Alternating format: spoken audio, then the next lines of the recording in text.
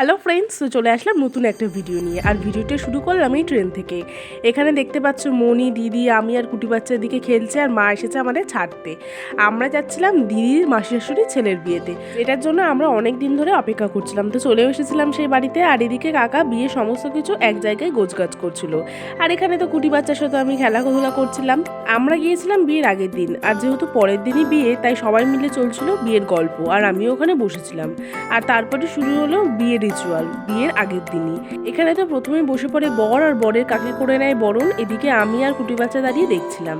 তারপরে শুরু হয়ে যায় ওই দিকটা কি একটা নাড়ু হবে বলে সমস্ত কিছু পুজো। আর অনেকটা রাত হয়ে যাওয়ায় কুটি বাচ্চাকে দিদি খাইয়ে দিচ্ছিল। কুটি বাচ্চার খাওয়া হয়ে যাওয়ার পরেই আমরা সবাই মিলে চলে যাই ওপরে খাওয়া দাওয়া করতে। তারপর পরের দিন ভোরবেলা, মানে বিয়ের দিন সকালবেলায় যে দই খই খাওয়ার রিচুয়ালটা থাকে সেটাই সেরে নেওয়া হয়। দেন আমি স্নান টান সেরে একেবারে চলে যাই ছাদে। আর এখান থেকে ভিউটা দেখো কি সুন্দর লাগছে, চারিদিকে শুধু সবুজ। আর ছাদে এখানে খাওয়া দাওয়া, রান্না বান্না সমস্ত কিছুর আয়োজন চলছিল। একেবারে জলখাবার খেয়ে চলে আসি নিচে। আর নিচে এসে দেখি তখন সবাই যাচ্ছে মেয়ের বাড়িতে আশীর্বাদ করতে। আর আমি একটু প্যান্ডেলটা দেখিয়ে নিই। তারপর তো আমি রেডি হয়েই গিয়েছিলাম গায়ে হলুদের সাজে। দেন আবার একটু চলে যাই ওপরে, যেখানে বৃদ্ধি হয়েছিল সেই জায়গাটা দেখতে। আর এখানে আমরা যাচ্ছিলাম তখন জল সাজতে, তাই কাকিমাটা মাথায় বরণও নিয়ে নেয়। আর গামছাটা যে পেছনে ঝুলছে ওটা ওদের নিয়ম। আর এইদিকে তখন বরের চলছিল ফটোশ্যুট। এদিকে বিয়ের দিন সকাল থেকে কিন্তু আকাশটা বেশ মেঘ করেছিল, কিন্তু আমরা যখন বেরিয়েছিলাম তখন কোনো রকম বৃষ্টি পড়েনি, এটাই যা রক্ষে। আর বাড়ি থেকে এই নদীর দূরত্ব কিন্তু বেশ অনেকটাই। সে যাই হোক, আমরা চলে যাই। আর এটা হচ্ছে কিন্তু ইচ্ছামতি নদী। আর এদিকে সমস্ত কিছু বিয়ের রিচুয়ালস হচ্ছিল, আর এই দিক থেকে বেশ ভিউটা অনেক সুন্দর। তারপরে আমরা চলে আসি তাড়াহুড়ো করে বাড়িতে। আর এদিকে হয়ে যাচ্ছিল ছেলের গায়ে হলুদ। ওই ফাঁকেই আমরা খেয়ে তাড়াহুড়ো করে রেডি হয়ে নিই, কারণ ছেলের বাড়ি থেকে মেয়ের বাড়ির দূরত্ব প্রায় 3 ঘন্টা। আর এদিকে আমরা বেরিয়ে পড়ি। ওখানে ছিল কোলবর, বর, দিদি, দাভাই, কুটি বাচ্চা, আর আমি ছিলাম একদম জানলার ধারে। এখানে দেখতেই পাচ্ছ আকাশ কিন্তু বেশ কালো হয়েছিল, কিন্তু যাওয়ার পথে কোনো বৃষ্টিপাত হয়নি। ওয়েদারটাই ভালো ছিল, বেশ হাওয়া দিচ্ছিল। মাঝে আমরা একটু দাঁড়িয়েছিলাম এখানে চায়ের ব্রেকে, আর আমি একটু নিজেকেও দেখিয়ে নিচ্ছিলাম। আর ওই ফাঁকে সবাই খাচ্ছিল চা, আর কুটি বাচ্চা খাচ্ছিল ওর খাওয়ার।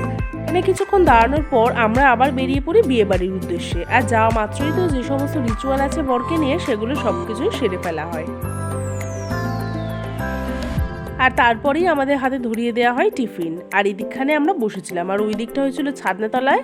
আর বর এখানে সবার সাথে ছবি তুলছিল। তারপরে আস্তে আস্তে শুরু হয়ে যায় বিয়ের। তো প্রথমেই চলে আসে বউ, আর তারপরে শুরু হয়ে যায় শুভদৃষ্টি। আর এদিকে লক্ষ্য করেছো কতগুলো ক্যামেরা দেখো এখানে। বর বউ তো পুরো ঘাবড়ে গিয়েছিল কোন ক্যামেরায় তাকাবে। আর এখানে হচ্ছিল মালা বদল। তারপর অনেকটা রাত হয়ে গিয়েছিল, প্রায় 11টা নাগাদ আমরা গেছিলাম খাওয়া দাওয়া করতে। আর এখানে তোমার দেখিয়ে নিলাম মেনু কার্ডটা। খাওয়া দাওয়া শেষেই চলে আসি আবার বিয়ে দেখতে।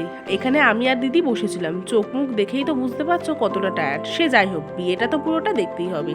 অ্যাট লাস্ট চলে আসে সেই মুহূর্ত সিঁদুর দান। আর এখানে দেখো সিঁদুরটা পরেই বৌদির মুখটা পুরোই চেঞ্জ হয়ে গেল।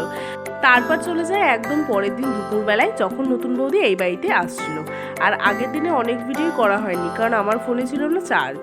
আর বৌদি আসা মাত্রই তো শুরু হয়ে যায় আবার রিচুয়ালস। তারপরে চলে আসে একদম পরের দিন ভাত কাপড়ের ভিডিও নিয়ে। এখানে তো দাদা আর বৌদি দুজনে রেডি হয়ে দুজনের ভাত কাপড়ের দায়িত্ব নিচ্ছিল। আর আমি সেই ফাঁকে একটু নিচে এসে এই ভিডিওগুলো নিচ্ছিলাম।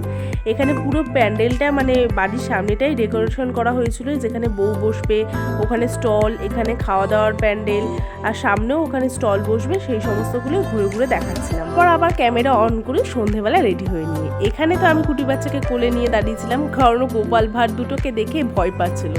আমি তাকে কোলে নিয়েছিলাম। আর এখানে বৌদি দেখো একেবারে রেডি, ওখানে মনীষী সবার সাথে ছবি তুলছিল। আর আমি একটু দেখাচ্ছিলাম কি কি স্টল বসেছে। এদিকে বসেছিল রসনা, ওদিকে ফুচকা, আর এই দিকটায় বসেছিল দিদি আর কুটি বাচ্চা। আমি তো একটু ওদেরও ভিডিও নিয়ে নিলাম। আর এই সাইডে বসেছিল অনেক খেতে, আর সামনেই ছিল কফি পকোড়া স্টল। আর শেষমেশ একটু আমি নিজেকেও দেখিনি, কিন্তু নিচে আমাকে কেমন যেন লাল লাল লাগছিল, তাই চলে আসে ওপরে এই ফুলসজ্জার খাটটা কেমন সাজানো হয়েছিল সেটাই দেখতে। আর এদিক থেকে মেয়ের বাড়ি থেকে যে সমস্ত ছিল সেই সমস্তগুলো একটু দেখিয়ে নিচ্ছিলাম। দেন আমি দেখিয়ে নিই আয়নায় আমি কেমন সেজেছিলাম। এই শাড়িটা পরেছিলাম, এই শাড়িটাও নতুন, আর বিয়েতে যেটা পরেছিলাম সেটাও আমার নতুন, দুটোই পুরোপুরি নতুন। তোমাকে কেমন লাগছে একটু জানিও। আর এখানটা অ্যাটলিস্ট একটু ভালো লাগছিলো আমাকে, তাই একটু ভিডিও করে নিলাম।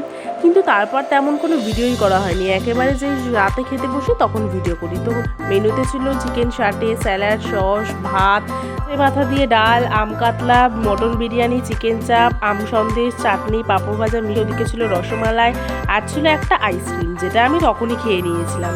আর তারপরেই তো চলে আসে আসল মজা, যেটা হলো ওপরে যখন বর বউ ঢুকবে তখন সব দেওরা মিলে গেট আটকেছিল, আর ওখানে আমার দাভাইও সামিল ছিল। দেন চলে আসি এই যে বর বউয়ের ফুলসজ্জারাতে যে সমস্ত নিয়ম ছিল সেগুলো দিদিই করাচ্ছিল আজকের ভিডিও। আর সব শেষে থাকলো বিয়েবাড়ি সমস্ত ছবি, মানে গায়ে হলুদ থেকে বৌভাত পর্যন্ত সব ছবি। তো জানিও কোন লুকটাতে আমাকে বেশি ভালো লাগলো, আর এইভাবেই আমার পাশেও সাথে থেকো, আর তোমরা সবসময় সুস্থ থেকো। তো টাটা, দেখা হচ্ছে নতুন ভিডিওর সাথে।